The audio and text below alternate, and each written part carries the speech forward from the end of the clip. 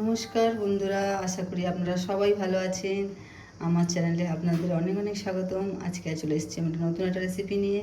হ্যাঁ, ব্যাঙ্গালোরের খুব ফেমাস, এখানকার মতে এটা বিরিয়ানি বলে, কিন্তু আমরা বিরিয়ানির থেকে বেশি চিকেন পোলাও বললেই এটা বেশি মানাবে। তো আমি আজকে চিকেন পোলাও বানাবো এখানকার ব্যাঙ্গালোর স্টাইলের মতো। তো দেখে নিন কী কী নিয়েছি। এই যে চিকেন, পেঁয়াজ কুচিয়ে নিয়েছি, কাঁচা লঙ্কা, টমেটো, এখানে পুদিনা আর ধনেপাতা একসঙ্গে ভালো করে ধুয়ে আমি কুচি কুচি করে নিয়েছি, দুটো মিক্সড আছে। এখানে আদা বাটা, রসুন বাটা, আর এখানে আছে আমি তেলে ফোড়ন দেওয়ার জন্য নিয়েছি তেজপাতা। এই যে তেজপাতা, এলাচ, লবঙ্গ, গোলমরিচ, একটু মৌরি, দারচিনি আর একটা আনারস কোয়া, এটা আমি ফোড়নে দেবো। তো চলুন দেখতে থাকুন। তো এই দেখুন কড়া বসিয়ে দিয়েছি। তো এই দেখুন আমি কড়া বসিয়ে দিয়েছি, কড়া গরম হয়ে গেছে। এবার এতে তেল দিয়ে দেবো। এতে যেহেতু মাছ কেনার আমি তেল দেবো না, এই প্রথমে একটু তেল বেশি করে দিয়ে দেবো। তো এই দেখুন আমার তেল গরম হয়ে গেছে। এবারে আমি যে মশলাগুলো দিয়েছিলাম এগুলো সব দিয়ে দেবো। এলাচগুলো যখনই দেবেন একটু অবশ্যই ফাটিয়ে নেবেন। এবারে মশলাটা বেশি ভাজবো না, তার মধ্যে দিয়ে দেবো পেঁয়াজগুলো।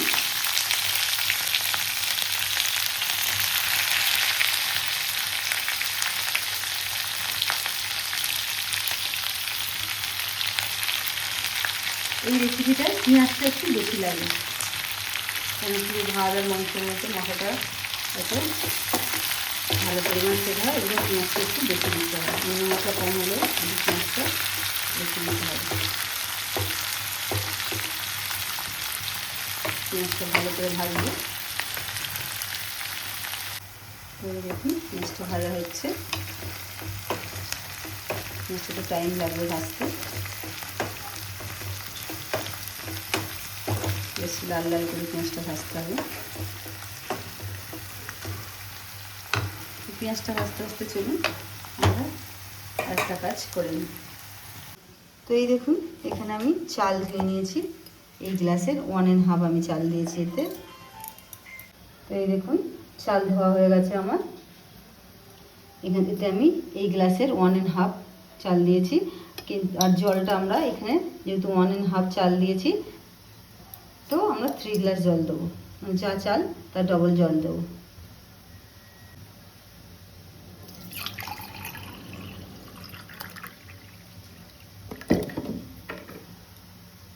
এই 3 গ্লাস জল দিয়ে আমি চালটা ভিজিয়ে রাখবো। তো এরকম মশলাটা কষা হচ্ছে, আমি চালটা ভিজিয়ে দেবো।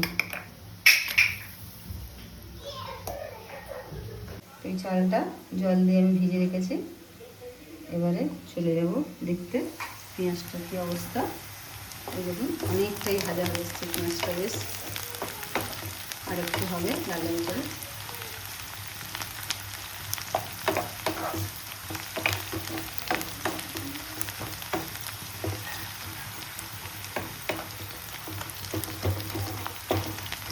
ঘরে এরকম একটা রেসিপি বানানো খুবই সোজা, আর এটা খুবই ভালো। গরমের সময় অনেকে বিরিয়ানি খেতে পারেন না, খুব গরম কষ্ট হয় শরীরে, বা খাওয়া উচিত না শরীরে হেলে দেবো, কিন্তু এরকম পোলাও যদি চিকেন পোলাও করে আপনারা খান অবশ্যই আপনাদের ভালো লাগবে, আর শরীরে কোনো অসুবিধা হবে না। কেননা এতে পুদিনা পড়ছে, পুদিনা এমনিতেই ঠান্ডা বেড়ে সবাই জানেন, আর এটা খুব একটা রিচ হবে না, কোনো ঘি পড়বে না এতে, শুধু সাদা তেলেই আমি করবো। আর খুবই অল্প তেল, বুঝতে পারছেন খুবই অল্প তেল দিয়েছি আমি।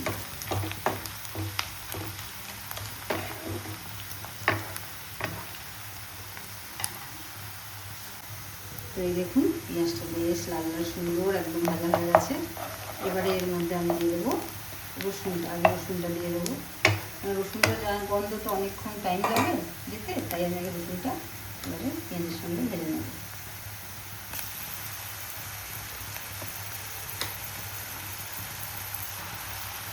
বড় রসুন আমি এখানে রসুনটা দিয়ে দেবো। তার বুঝতেই পারছেন আপনারা অনেকটাই কম মশলা দিয়ে রান্না করছি, যাতে বাচ্চাদের জন্য, বাচ্চাদের হেলথের জন্য কথা ভেবে খুবই কম মশলা রান্না করছি। যাতে খেতে একটু টেস্টি হয় আর খুব একটা রিচ না হয়।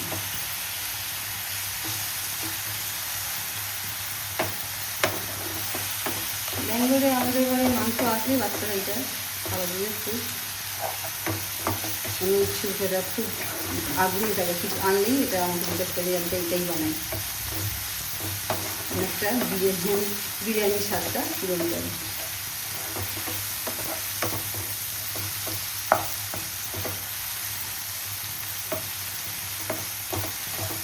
একটু ভালো করে নেড়ে নেবো। এরপরে একটা করে সব মশলা দিয়ে দেবো।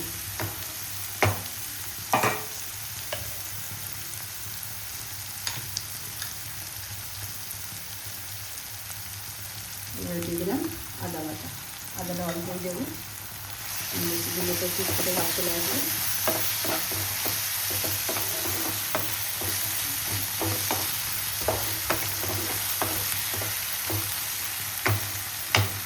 আদা বাটার পরে আমি টমেটোগুলো দিয়ে দেবো।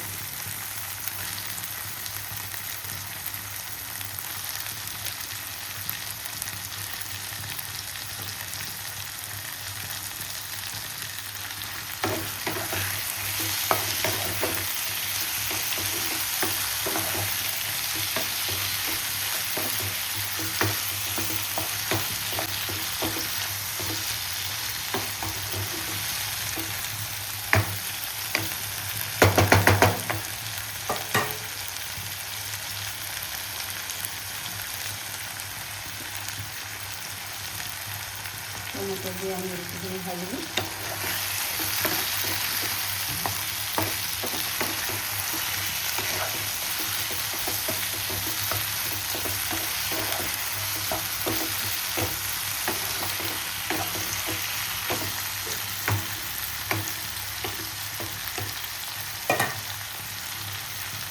এরপর আমি যে মাংসগুলো দিয়ে দেবো।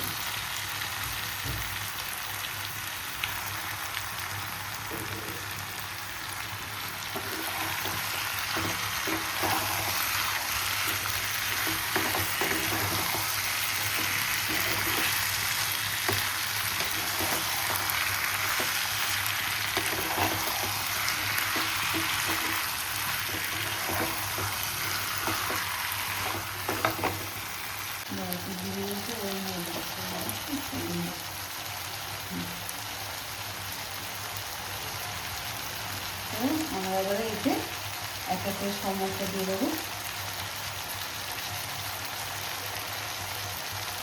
লঙ্কা দেবো অল্প করে, কারণ এটা আমি কাঁচা লঙ্কা দিয়ে ইউজ করবো। লঙ্কাগুলোটা আমি অল্প করে দেবো। এরকমভাবে আমার বাচ্চারা ঝাল খেতে পারে না। আপনারা যদি বেশি ঝাল খান না একটু বেশি করে দিতে পারেন, ঝালটা আপনাদের এরকম নির্ভর করে যেমনভাবে কমে দেবে। হলুদটা একদম অল্প, জাস্ট একটুখানি, বেশি না। এবার দিয়ে দেবো নুন।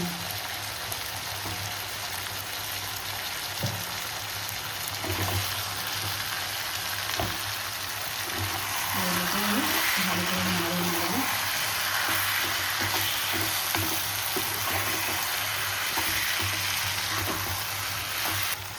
দেখুন মশলাটা ভালোভাবে একদম মাংসের সাথে মিশে গেছে। এবার আমি এতে কাঁচা লঙ্কা কাটাগুলো দিয়ে দেবো। কিছু কাঁচা লঙ্কা কেটে দিয়েছে, কিছু গোটাও দিয়েছি। যার ঝাল কম লাগবে সে গোটা কাঁচা লঙ্কা একটু করে কেটে দেবো। কিছু দেবেন, ঘরে ছোটো ছোটো বাচ্চা থাকলে তো এরকমভাবেই করতে হচ্ছে, গোটা একটু অল্প ছিঁড়ে দিতে হয়। কারণ পুরোটা যদি আমি ঝাল ঝাল করে খেতে পারি না, আর বড়দের আবার ঝালটা ভালো লাগে, তাই জন্য আমি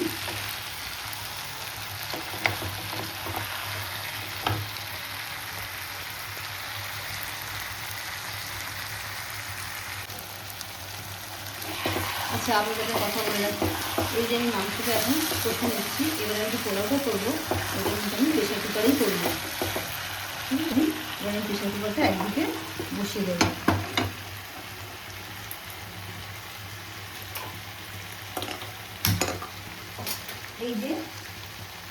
এই যে চালটা যে আমি ভিজে রেখেছিলাম, এইটা প্রেশার কুকারে এখন দিয়ে দেবো, যাতে এটা হালকা হালকা গরম হতে থাকে।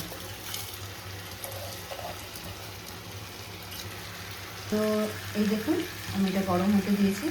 আর এটা কিন্তু আমি আতপ চালেই ব্যবহার করছি, কারণ ব্যাঙ্গালোর বেশিরভাগটা আমরা আতপ চালে খাই। এই চালটা একটু জলটা উষ্ণ গরম হবে, তারপর যে এই চিকেন মিক্সটা করছি এই চিকেন মিক্সটা ওটা আমি এর মধ্যে দিয়ে দেবো। এই দেখুন মাংসটা ঝোল একদম ফুটে গেছে, মাংস থেকে দেখুন খুব সুন্দর মাংসটা তেল বেরিয়েছে। এবার আমি এতে ধনেপাতা পুদিনাগুলো দিয়ে দেবো।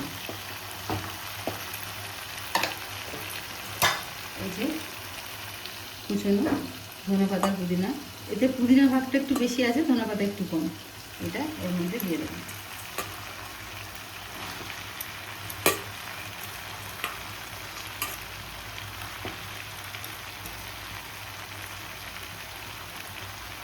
এটা ধনেপাতা পুদিনাটা আমরা গোটা ভালো করে দিয়ে তারপরে কুচাবো, তাতে আমরা বাড়ি করে কুচিয়ে খাবো।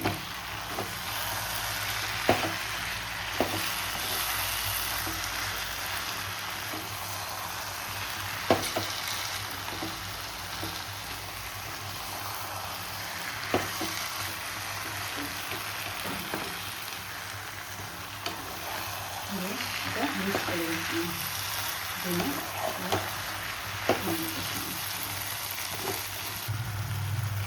তো এই দেখুন খুব সুন্দরভাবে একদম আমার রেডি হয়ে গেছে।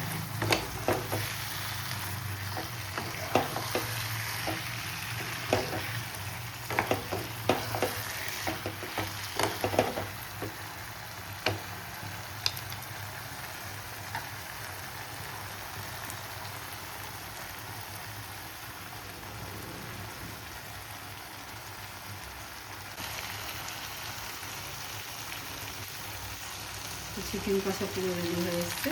এবার এতে আমরা গুঁড়ো গরম মশলাটা দিয়ে দেবো।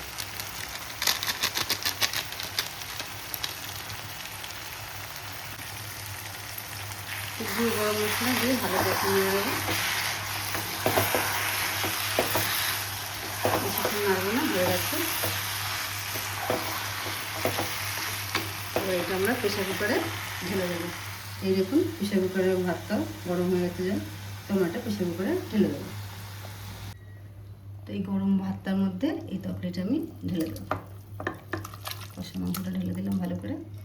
এবারে এটা ভালো করে আমি মিক্স করব।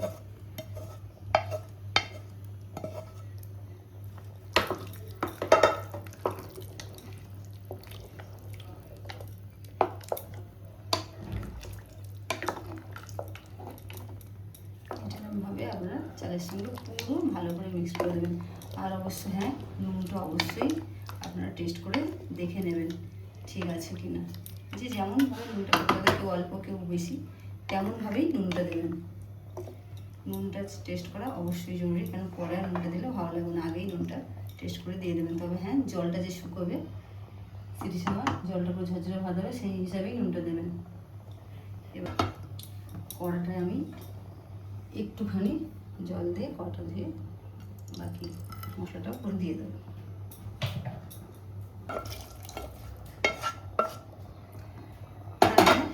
এইটা সঙ্গে সঙ্গে কুকারের ঢাকনাটা বন্ধ করবেন না, এটা ভালো করে একটু ফুটে যাবে। ফুটে গেলে ফের একবার দুবার এরকমভাবে একটু নেড়ে দেবেন। নেড়ে দিলে তারপর এটা বন্ধ করবেন। এই দেখুন পুরো ভালোভাবে ফুটে গেছে। এটাকে আমি একটু নেড়ে দিলাম। নুনটা আমি স্বাদ অনুসারে দিয়ে দিয়েছি। এবার এটা আমি বন্ধ করে দেবো।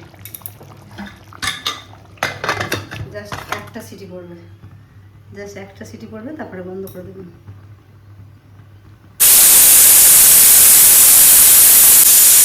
তো একটা সিটি পড়ে গেছে।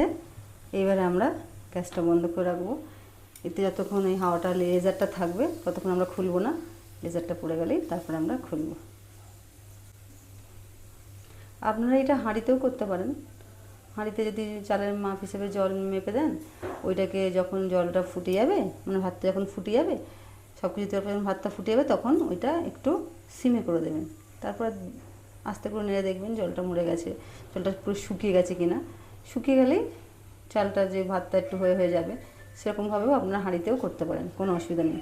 আমি এটা প্রেসারে করি, খুব কম টাইমের মধ্যে হয়ে যায়। আর খেতেও ভালো লাগে, প্রেশারেও কোনো অসুবিধা হয় না, তাই জন্য আমি প্রেশারেই করি। আপনারা চাইলে হাঁড়িতেও করতে পারেন। তো চলুন, এটা আমরা ওয়েট করবো লেজারটা পোড়ার জন্য।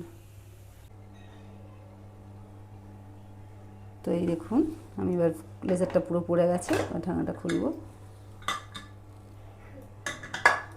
তো দেখতে পাচ্ছেন, এই দেখুন একদম সুন্দরভাবে হয়ে গেছে। এবার আমি এটাকে প্লেটে সার্ভ করব।